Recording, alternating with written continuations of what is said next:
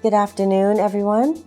My name is Pia Sudapangsapa. I'm a full-time faculty member at Thammasat University, School of Global Studies. Today in this clip, we're going to learn about typologies of global citizenship. There are two types. There's cosmopolitan-based global citizenship, which incorporates the political, moral, economic, and cultural, while advocacy-based global citizenship incorporates the social, critical, environmental, and spiritual. So the cosmopolitan types of global citizenship focuses on cosmopolitan democracy, which means the relationships of the individual to the state, human rights, international development, and globalization of arts, media, languages, sciences, and technologies.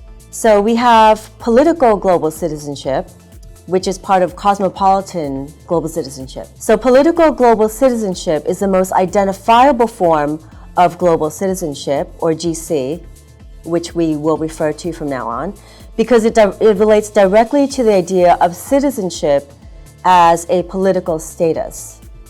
And there are three main forms of political GC. Cosmopolitan democracy, which is the most mainstream interpretation of GC, world state, and anarchy, which is the more radical alternative. So cosmopolitan democracy, which is the first form, promotes a form of global governance that stresses democratization and strengthening of current international institutions such as the UN into a well-ordered world society, often referred to as a form of cosmopolitan democracy. The second, more radical form of political GC envisions a sovereign world state.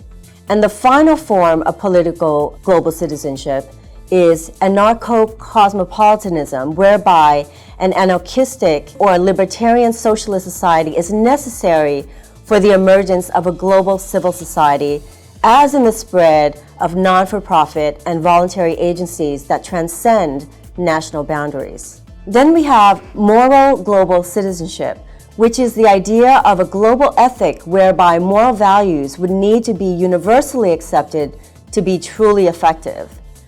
Moral cosmopolitanism is most visibly and famously expressed in declarations of universal human rights, such as in UN conventions.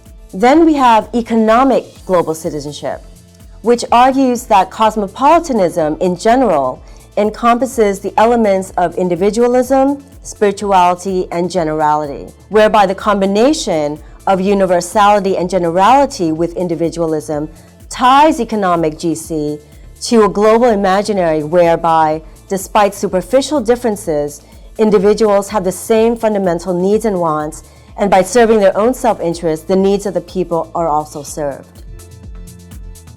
To be cosmopolitan in this sense is to be open to those from other places, take an interest in their cultural practices, learn about these practices through reading, travel, and personal contact, and even to shape a personal identity as a cosmopolitan through such experiences. This is as described by Wax in Oxley and Morris. So there are four distinct conceptions of advocacy-based global citizenship, which are social, critical, environmental, and spiritual.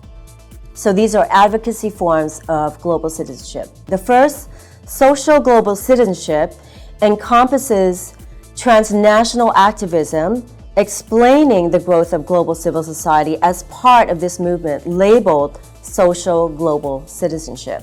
The second is critical global citizenship, which is often posed in direct opposition to cosmopolitan forms of global citizenship.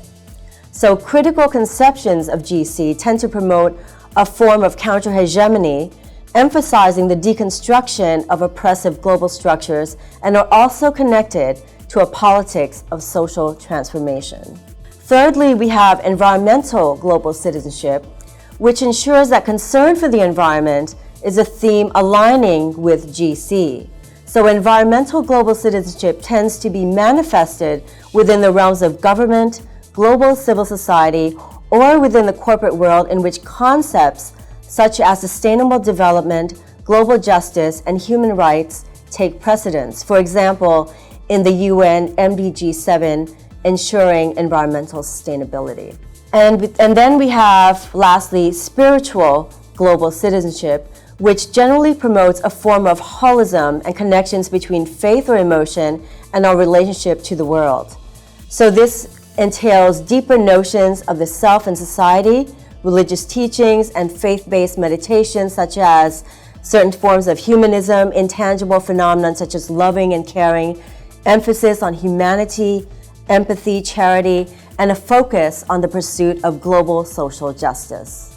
So at the end of this clip, we're going to bring up a slide or a graph that illustrates the concepts that we have just covered.